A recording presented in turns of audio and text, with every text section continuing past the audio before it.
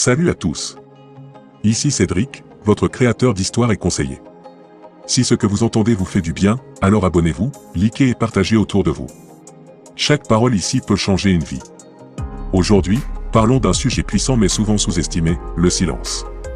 Le silence peut être un refuge, une arme, une réponse, ou même un cri étouffé. Il peut être sage quand il évite un conflit inutile. Il peut être noble quand il évite de blesser. Mais il peut aussi être dangereux quand il cache une vérité qu'on devait dire, ou quand il devient complice du mal. Il y a des silences qui protègent, et d'autres qui détruisent. Alors, comment savoir quand il faut parler, et quand il faut se taire? Reste avec moi, on en parle tout de suite. Quand garder le silence? 1. Quand les émotions sont trop fortes.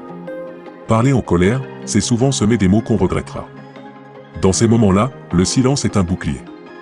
Il permet de laisser retomber la tempête intérieure avant de parler avec sagesse. 2. Quand l'autre ne cherche pas à comprendre. Discuter avec quelqu'un qui veut juste avoir raison, c'est comme arroser du sable. Le silence, ici, devient un langage qui dit « je ne gaspillerai pas mon énergie ». 3. Quand la vérité blessera plus qu'elle n'éclairera. Il y a des vérités qu'il faut dire, mais aussi des moments où le silence protège la paix, tant que l'intention reste pure et non manipulatrice. Où garder le silence? 1. Dans les conflits familiaux ou au travail. Il y a des situations où parler peut allumer un feu. Le silence ici n'est pas une faiblesse, mais une stratégie pour apaiser les tensions. 2. En présence des personnes arrogantes. Le silence devient ta dignité. Il évite les débats inutiles et montre que tu n'as rien à prouver. 3. Devant les secrets confiés. Le silence est ici une preuve de loyauté. Ce qu'on te confie ne doit pas se retrouver sur la place publique. Comment garder le silence? 1. Par discipline. Apprendre à se taire demande de l'entraînement.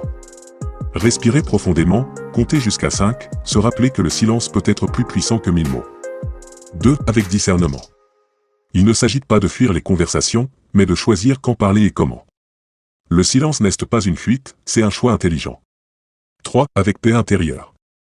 Le vrai silence vient d'un cœur tranquille. Si tu es en paix, tu n'as pas besoin de te justifier. Ton silence parlera pour toi. Alors, toi qui m'écoutes. Quelle est la dernière fois où ton silence a protégé ta paix? Et si ce message t'a parlé, n'oublie pas, abonne-toi, parce qu'ici, chaque mot est un pas vers ta sagesse. Abonne-toi.